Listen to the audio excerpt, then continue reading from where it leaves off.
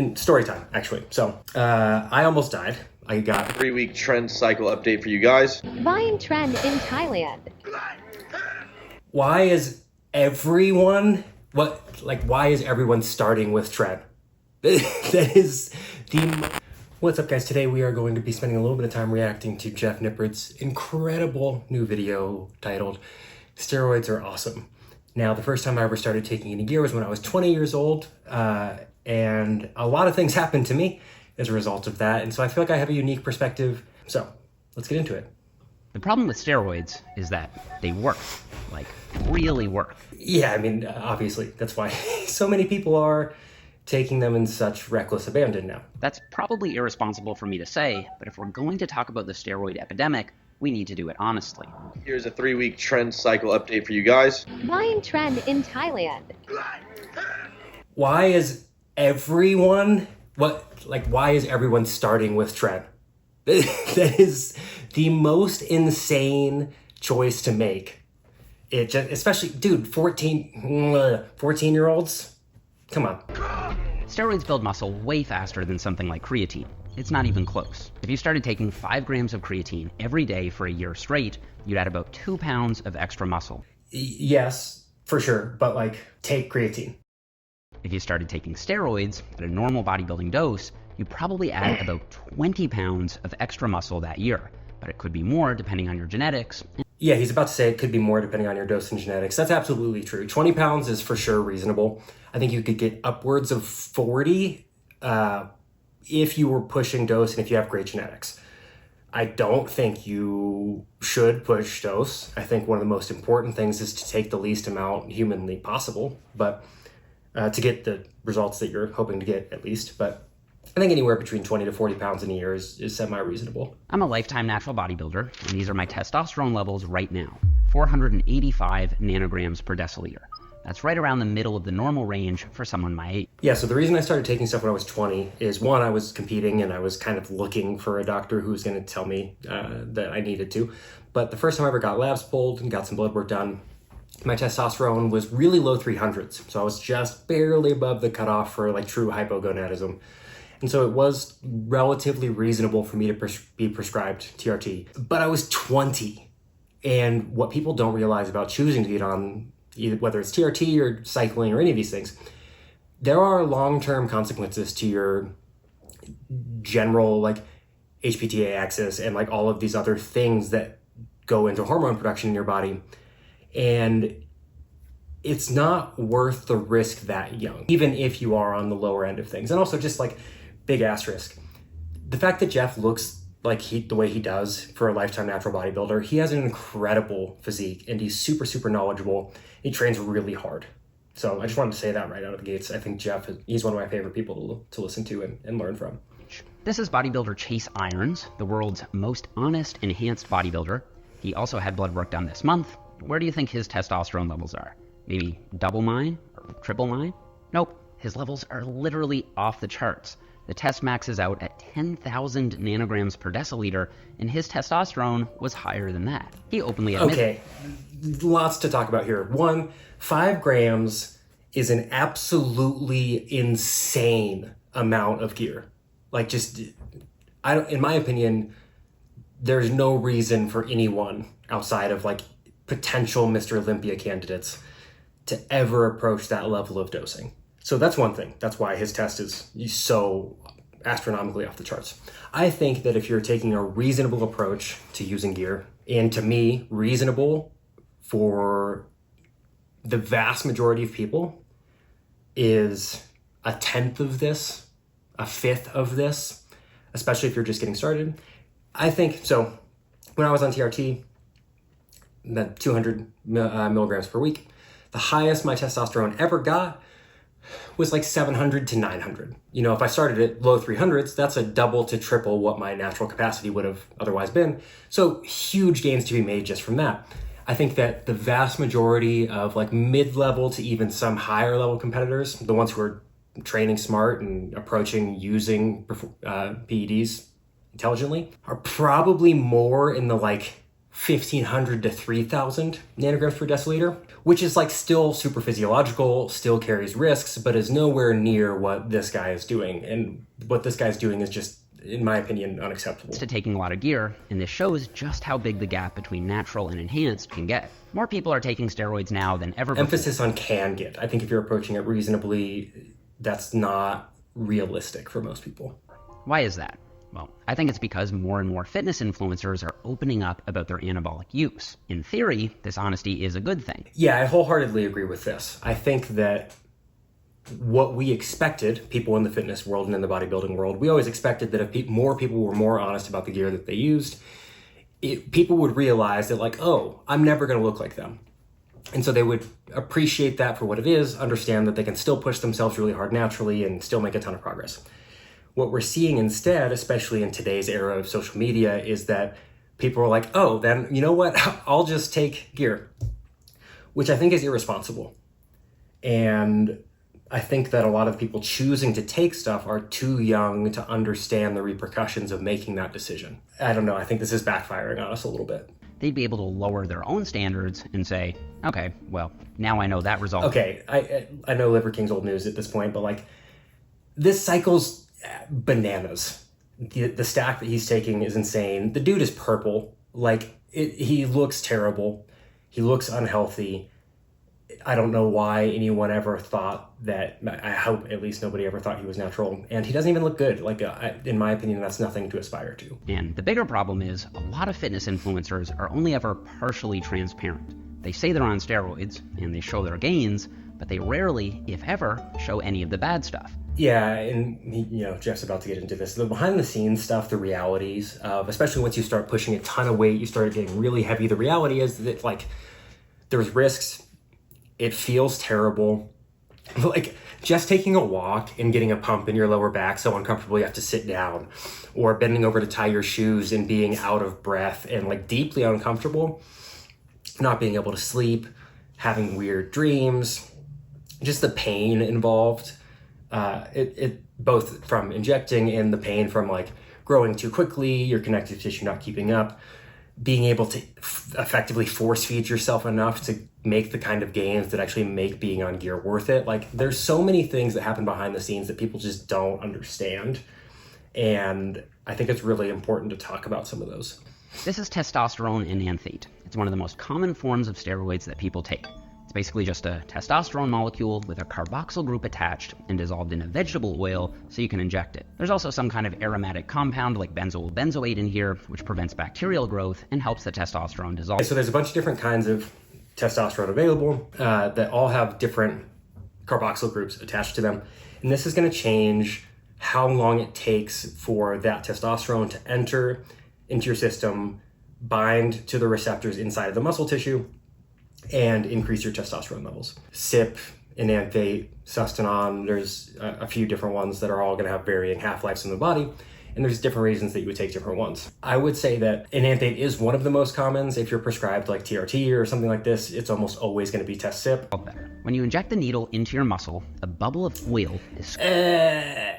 This is something that can't be explained unless you actually do it, which don't unless you're making an informed decision. The injections hurt, and it's not just the needle. It's not just the like act of stabbing yourself, which does take a certain pair of cojones to be able to do. The oil disseminating through your muscle tissue like this, it really hurts. It's kind of like getting dead-legged, but then it just like sticks there.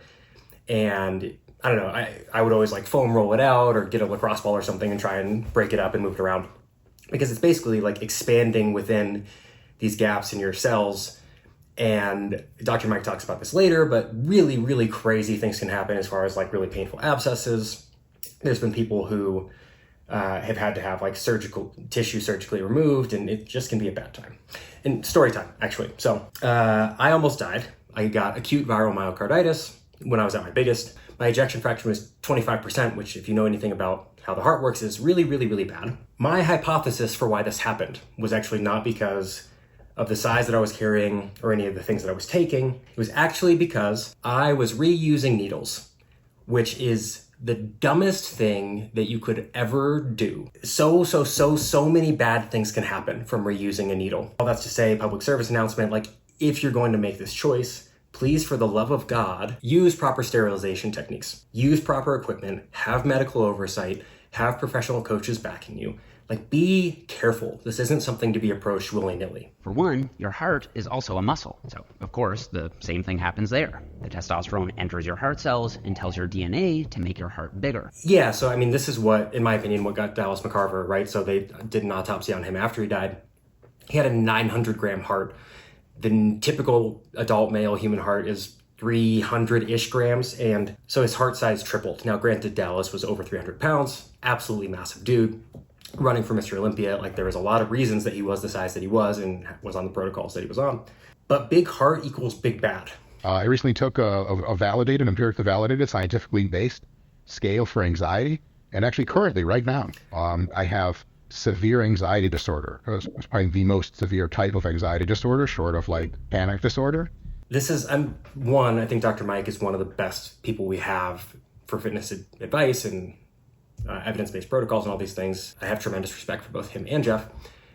This is really important. You can even hear it in his voice, and this is not me knocking Dr. Mike. I don't know if it's because he's admitting this publicly or if this is just the way that he's existing right now.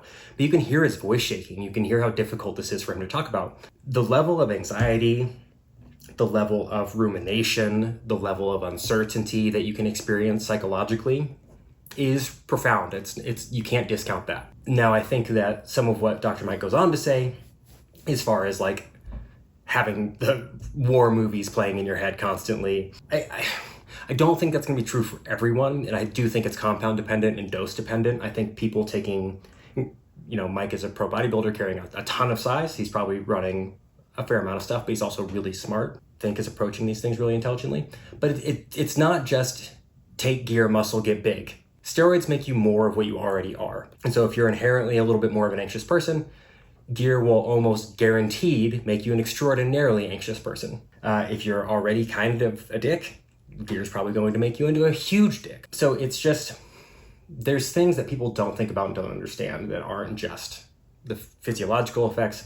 There's tremendous psychological impact that comes with taking this stuff as well. And that's not even to mention the heightened risk of body dysmorphia or the way in which body dysmorphia typically gets exacerbated when you start taking gear, because the same people who want to be as big as possible and are therefore most likely to take these kinds of things are also probably the most likely to struggle with body dysmorphia, and that kind of becomes a never-ending cycle, or at least it can. 100 weightlifters, about half of them were natty, the other half enhanced. The scans revealed that the lifters who took steroids had a significantly bigger brain age gap. That means when they looked at the natural brains, their brain age matched their actual age. But the brains of the enhanced lifters looked much older than they should look for someone their age. Their brains were aging faster than they should be. Yeah, I've never had a scan like this done, but if I had to guess, and after my heart stuff happened, I struggled with what I'd be willing to consider PTSD from like the medical long-term effects and everything that I struggled with afterwards. So I can't say for sure whether or not it was the gear that impacted my psychological development or my brain development, or if it was some of the other psychological conditions that I dealt with after the fact. But I'm for sure way more smooth-brained than I would have been otherwise. And I think that's something to really consider. And also, like, we talk about the brain not being fully developed until you're about 25. Somewhere between 25 and 30 is when you have full frontal lobe development and everything settles down. We see people taking steroids at 14, 15, 16 years old can potentially stunt your development, like, vertically. So if you're already a short king, like Dr. Mike talks about, you're going to probably be an even shorter king than you would have been otherwise. It's going to inhibit brain development. It's going to potentially exacerbate psychological conditions such as body dysmorphia, anxiety, and it does increase at least some amount your mortality rate. So there's a lot to consider. Then they'll look how they want. But just because you take gear doesn't mean you're going to look like Sebum. Yeah, this is really, really important to talk about. One, Sebum takes way, way less gear than people think that he does. I think he's been on a podcast recently saying that he takes his cycles like 0.5 gram of test, which is like, in my opinion, a super reasonable amount of gear to be taking. But Sebum has incredible genetics, an absolutely insane work ethic, some of the best coaching in the industry, just a willingness to work, and a very long training history. the reason he looks the way that he does is much less about the gear than it might be on a surface level, or at least what a lot of people think. And then when you eventually come off, you'll quickly lose a good chunk of the size that you put on and feel smaller than ever. At that point, it becomes near impossible not to go back on, take even more steroids, and the cycle continues. Yes, so I've been off for 3 years, and at one point I got really small, like all the way down to almost my high school weight. And now I'm pretty comfortable with the size that I am now, but I've also had a long enough time away from kind of the up and down cyclical nature of being on stuff to come to terms with what I actually look like a little bit better. Having been on stuff before, going to dramatically change how much muscle you can build and maintain even after you come off, if you trained sufficiently hard, if you were on stuff for long enough and you made sufficient enough progress. But it's highly unlikely. Like Larry Wheels just came out with a video about his relapse and starting to cycle again. I think it was yesterday. So it's really hard to stay off. Testosterone is converted into a hormone called DHT, which causes hair follicles to shrink faster. This is why so many bodybuilders are bald in their 20s. Yeah, I mean, I'm not bald. This under this hat is still a hairline, but it's a much higher up hairline than it would have been had I never taken anything. So that's worth considering. People don't understand or don't consider the impacts to estrogen, to DHT, potential liver problems, potential kidney problems. There's changes to your, as he showed in this chart, changes to your vocal cords, changes to your circulatory system. Something that people don't think about or don't know is that testosterone, steroids in general, dramatically increase your red blood cell count. And so the longer you're on stuff, in my opinion, you should be donating blood every month to 2 months. This is something that a lot of people don't do or don't know about. And you carry a lot of risk when your hemoglobin gets too high or your hematocrit gets too high. And that's something that, I don't think a lot of people talk about. And in men, leading to soft, puffy nipples, also known as gyno. The most reliable way to get rid of gyno is surgery, and while most people will take other drugs to prevent that conversion to estrogen... I didn't deal with gyno. I know he says that, almost every bodybuilder you talk to has dealt with it at some point. I think that can be true, but I think if you approach this stuff intelligently and you manage your estrogen from the start, which is something a lot of people ignore or don't do, you won't have to worry about this as much. But it is worth noting, gyno's not a good time. And speaking of messing with you psychologically, that's mess you up. And I have been personally hospitalized at least once for a non-infected but insanely immune responsive abscess. Abscess thing, super gnarly. I never had an abscess, but what I did have, something else that people don't really talk about, is the need to aspirate the needle when you put it in to inject. You put the needle into the tissue, you have to pull back on the plunger to make sure that you didn't hit a vein or an artery or a capillary or anything. And if you don't do that, and you did happen to hit something in your circulatory system, and then you start injecting, it's going to go directly into the bloodstream, get passed through your lungs, circulatory system, and all these things. I thought I was going to die because you immediately start hacking up a lung, your heart starts racing, your body starts freaking out because it has this foreign substance in one of its key systems. And it's not likely to actually kill you or cause significant damage, but it's super uncomfortable and something that people either don't know about or don't do because it's uncomfortable and kind of scary. So that's also worth noting. The term roid rage, but it's really aggression. And it very infrequently displays itself as actual violent acts, but the thoughts you get on steroids are disturbing. I think the prevalence of roid rage is overstated, but it can definitely happen. And again, what I said earlier, I think still applies here. Steroids tend to just make you more of what you already are. And so if you are inherently a more violent person who's more prone to kind of flying off the cuff and responding to situations poorly, then I think it's even more likely you'll do so when you're on gear as well. Reported anecdote is feeling like you just hit puberty again. For the first 6 to 8 weeks, it literally feels like you're 16 years old again. Is that a good thing or a bad thing? It's probably not a good thing overall because you're now an adult with the libido. So this can happen, but what I will say, and this is maybe a unique perspective, if you're not particularly preoccupied by sex to start with, if you have a complicated sexual history, whether that's because of body dysmorphia or things that happened to you when you were younger, abuse or assault or any of these kinds of things, sex and the pursuit of sex is not super high priority for you, I don't know that this is always going to be the case. This is not something that I struggled with. Definitely didn't have this permanently erect penis that he's describing. But it can happen. I know a lot of people that this was a huge problem for. 2024 paper followed over 1,000 steroid users for 11 years with an average age of 27. During the same time frame, they also followed 60,000 people of the same age, but not on steroids. 2.8% of the steroid users had died by the follow-up, while only 1% of the non-steroid users had died. That's a lot of excess deaths, which led the authors to note, this is a huge delta, and something I don't mean to discount this, because it's important that we recognize this and talk about it.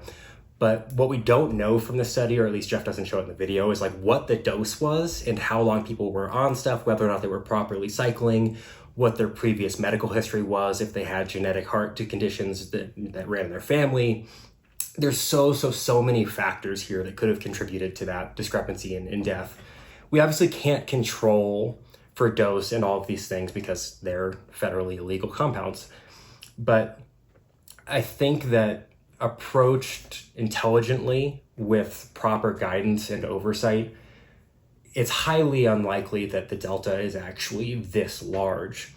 Now, for the 14-year-olds who are taking tren already, the delta's or risk of mortality is probably even greater than this. So that's important to note. You're on TRT, even if it looks on paper like a normal total testosterone, it is not representative of what you could do naturally. So even if you're on... Yeah, so like I said, right, when I first got onto TRT, my total levels were like just over 300 nanograms per deciliter. Typically on my TRT dose, I was 700 to 1,000, somewhere in there, 2 to 3 times higher than my natural testosterone ever was. And so while it's still within the normal physiological range, it's not representative of my normal physiological range. And so therefore it's going to create dramatically different outcomes.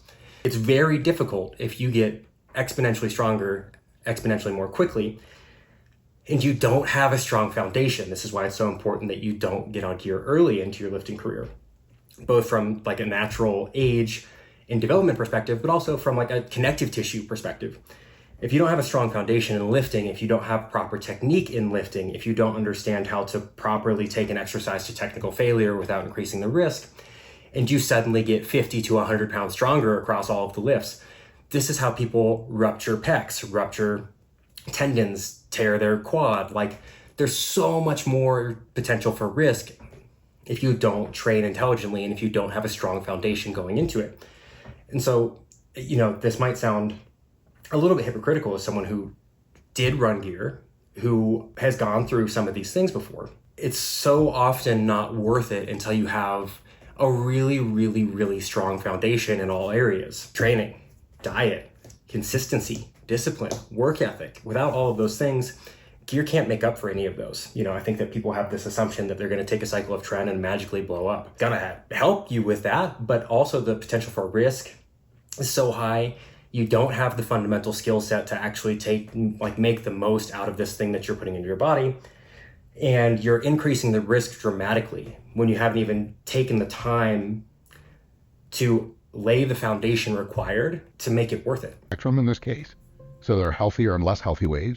And if you want to use steroids in a healthier way, then what you're going to do is start with very small amounts of them, check your blood work, do various heart scans and procedures, consult with a professional coach who does this for a living.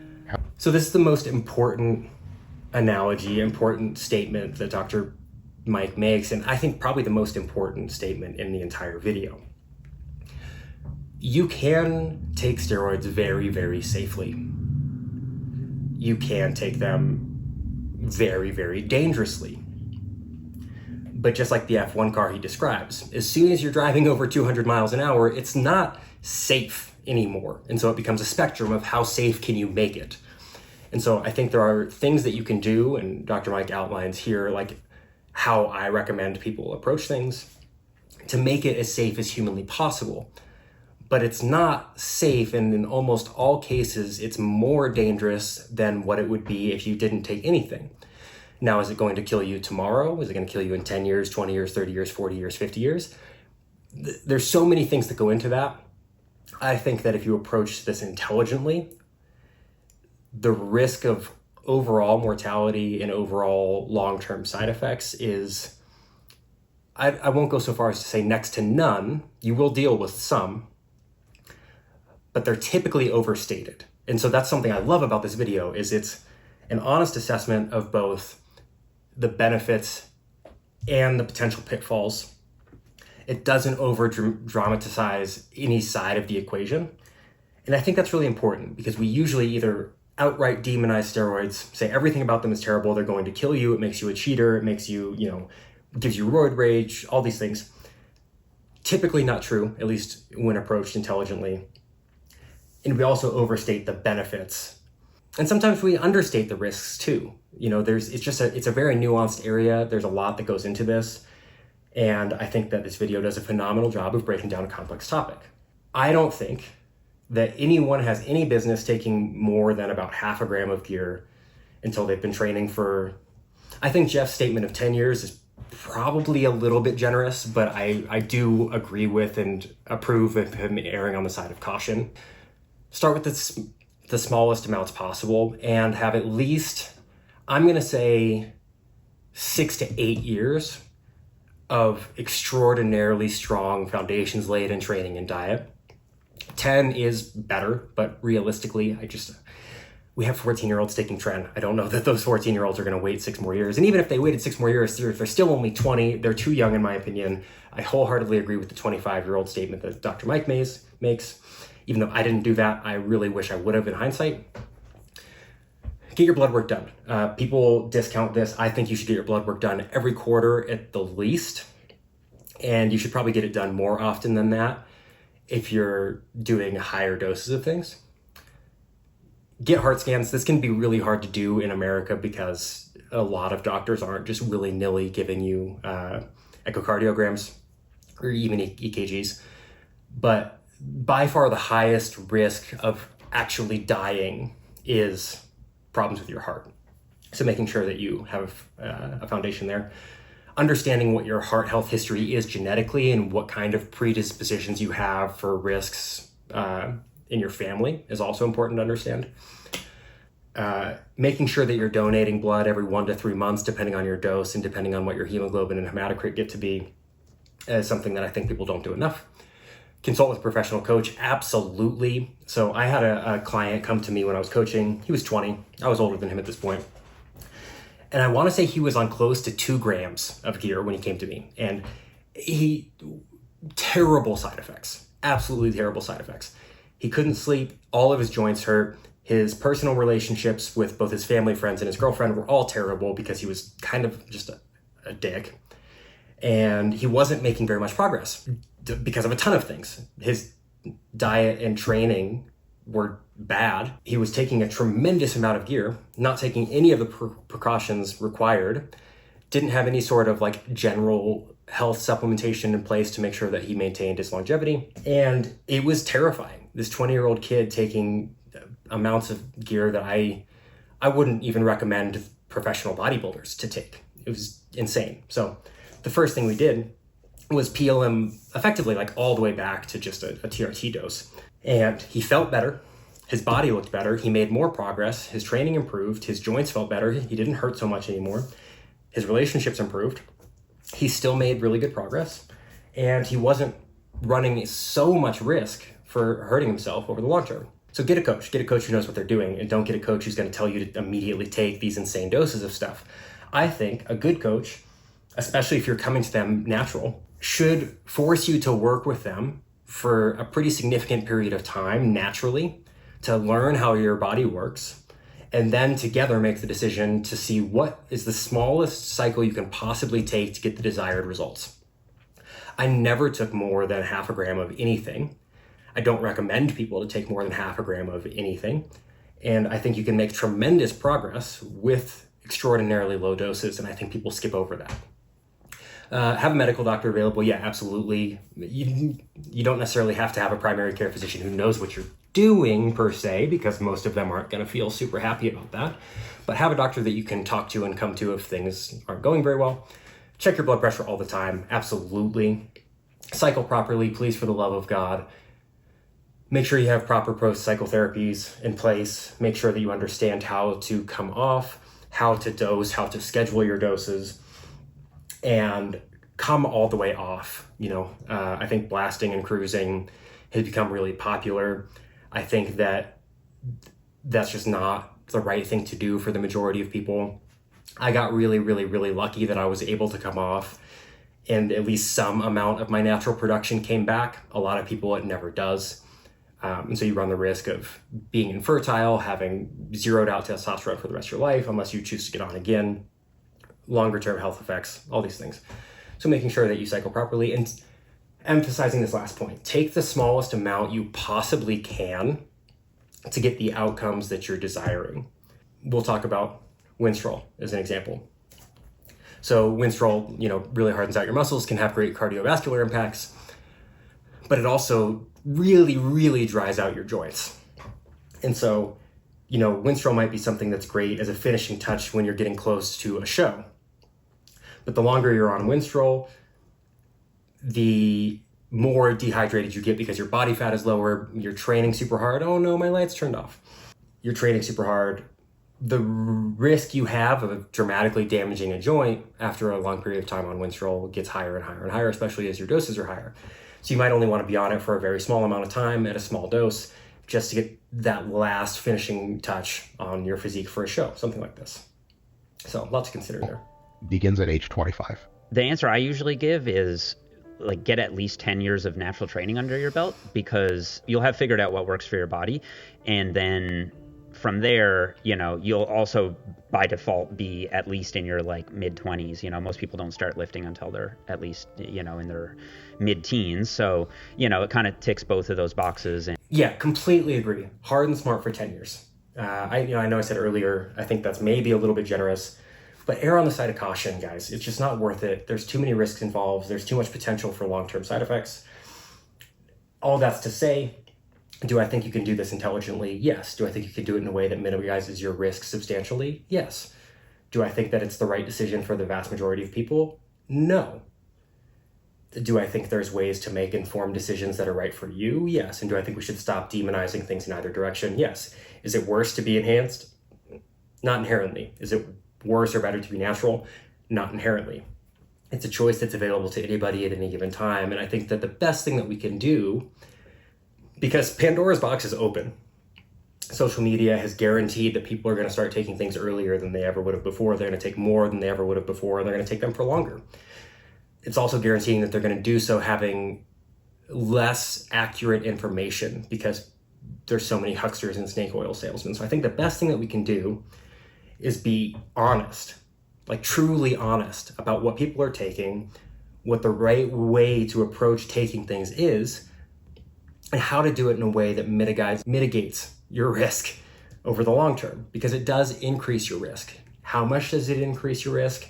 It depends. Does it increase your risk a lot if you take a very small amount and you do it with proper supervision? No, I don't think it really does, but you got to be smart. Instead of enhancing, I've decided to do something different. I keep thinking maybe I've reached my natural limit for muscle growth, but have I actually? I love that this is the route that Jeff is going. Like I said at the beginning, he has an incredible physique. He has an incredible foundation of strength. He has so much knowledge. And I think that so many people get frustrated with what it takes to continue growing naturally over the long term.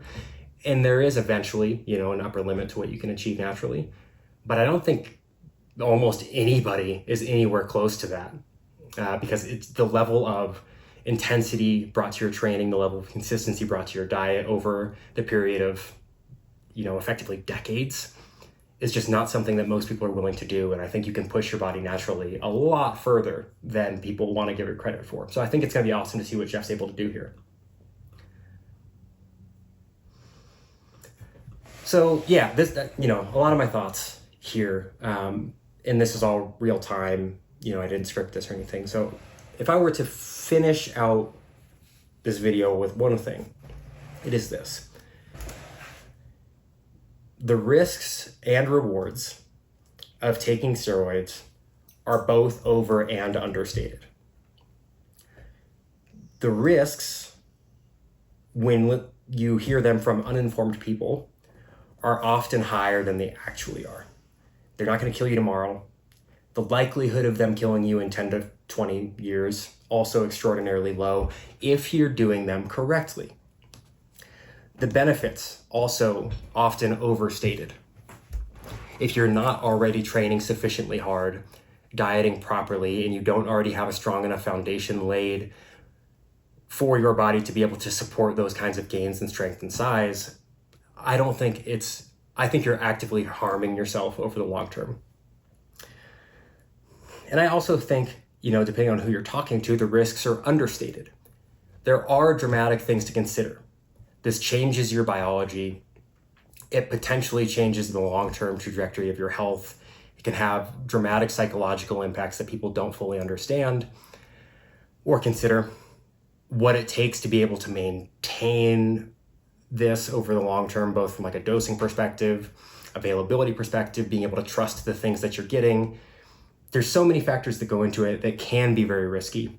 Most people aren't willing to do the level of blood work required, don't donate blood regularly enough, don't have a coach on hand, have no idea what their heart looks like.